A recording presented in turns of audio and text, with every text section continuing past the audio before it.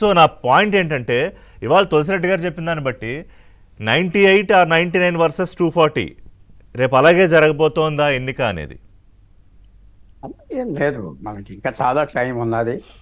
2027లో ఉత్తరప్రదేశ్ అది దాటాలి బీజేపీ.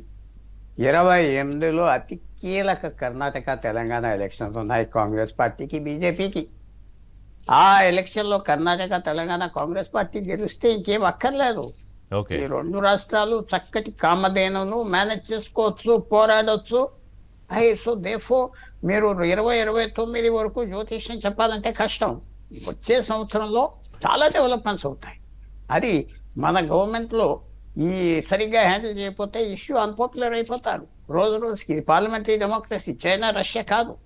రోజు రోజు కేర్ఫుల్ గా ఇవాళ నీట్ ఎగ్జామ్ మీద పెద్ద ఎత్తున అంటే 20-25 లక్షల మంది విద్యార్థులు, వాళ్ళ తల్లిదండ్రులు, ఇవంతా ఒక వ్యవస్థ, ఒక 40-50 లక్షల మంది చాలా వ్యతిరేకతతో ఉన్నారు. అందుకే ప్రధానమంత్రి నేనే హ్యాండిల్ చేస్తానంటే. ఒక విషయం పుల్లారావు గారు, ఈ కాక్రోచ్ జనతా పార్టీ అని పెట్టిన వాళ్ళంతా రేపు 6వ తారీఖు ధర్మేంద్ర ప్రధాన్ రాజీనామా చేయాలని చెప్పి ఆ ఇంటి ముందుకు నిరసనకు ధర్నా కూర్చోబోతున్నారు.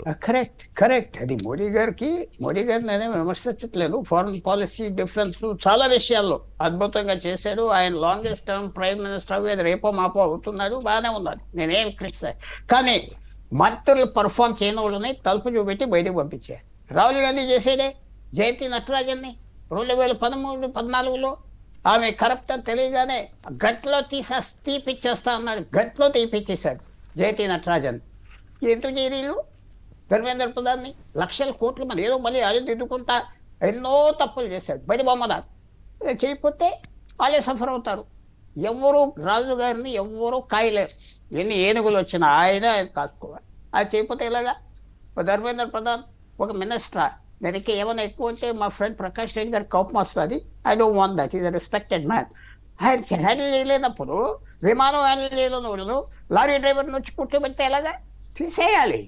Good prime minister must be a good butcher. Harold Macmillan కషాయోడు లాగా ఉండాలి ప్రైమ్ మినిస్టర్. నువ్వు సరిగ్గా పనిచేయలేదు, లేకపోతే నువ్వు కరప్ట్, మళ్ళీ తీసే గెలవు. అది చేయకపోతే ఎలాగా? ఇంకా ప్రధాన ఇప్పుడు రైతు చట్టాల వ్యతిరేక ఉద్యమం తర్వాత జరగబోతోంది, అతిపెద్ద ఉద్యమంగా మారిపోతుందా ఇప్పుడు జరగబోయేది? ఆ స్థాయిలో మళ్ళీ చెప్పండి ఒకసారి. రైతు చట్టాలకు సంబంధించిన వ్యతిరేక ఉద్యమం భారీ స్థాయిలో అదంతా అది ఏమీ ముఖ్యత కాదండి. రైతు చట్టాలు ఆ స్థాయిలో ఈ కాక్రోచ్ జనతా పార్టీ ఉద్యమం జరగబోతోందా? అది కాక్రోచ్ లాంటి పార్టీలు సోషల్ మీడియాతో వాళ్ళ నాయకత్వం ఏదో విజయ్ గెలిచేదంటే విజయ్కి ఎన్నో కలిసి వచ్చింది, వాళ్ళ మీద వ్యతిరేకం వచ్చేసింది. సేమ్ ఫేసెస్ 60 సంవత్సరాలు బట్టి ఉన్నారు, ఎన్నో కలిసి వచ్చింది వాళ్ళు చేసిన తప్పుడు. ఇదంతా మీడియాలో సోషల్ మీడియా. కానీ జాగ్రత్తగా ఉండాలి. ఎవరైనా ఒక రాయి వేసేదే నొప్పి లేదు అనుకోకపోతే కేర్ఫుల్గా క్రిటిసిజం అని వెల్కమ్ చేయాలి, సరిదిద్దుకో. నాకు ఇంకొక పాయింట్ చెప్పండి పుల్లారావు గారు. తులసిరెడ్డి గారు అన్నది మోదీ అమిత్ షా ద్వయం అంటారు, అలాగే రాహుల్ ప్రియాంక జియో ద్వయం రేపు వర్సెస్ మిగతా వాళ్ళు వచ్చేవాళ్ళు వస్తారు లేకపోతే లేదు అని. Is that so easy? పోయింది. రాహుల్ గాంధీ గారు ఇంటెలిజెంట్ మ్యాన్. డైనాసిటీస్ అంటే దేశంలో వ్యతిరేకం వచ్చిన ఆయనకి తెలుసు, అందరికి తెలుసు. కేరళలో కూడా సతీష్ అనే వ్యక్తి వ్యతిరేకంగా చీఫ్ మినిస్టర్ సంపాదించుకున్నాడంటే వాళ్ళు లోకు అయిపోయారు. అక్కడికి వెళ్ళి పోటీ చేయటం, లేకపోతే గాంధీ ఫ్యామిలీ అంటే అసలు అగ్గగలాడిపోయేవాడు.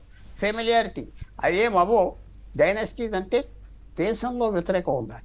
మమతా బెనర్జీ ఉన్నాయి, స్టాలిన్ ఉన్నాయి, పినరాయి విజయన్ ఆయన అల్లుడు ఉన్నాయి. అల్లుడు మంత్రిలో పెట్టుకున్నారు లెఫ్ట్ పార్టీ చీఫ్ మినిస్టర్. ఎలాగా? అవన్నీ వాళ్ళు కూడా చాలా స్మార్ట్ పీపుల్. కొంతవరకు చేయరు, ఎవరినో పెట్టుకుంటారు.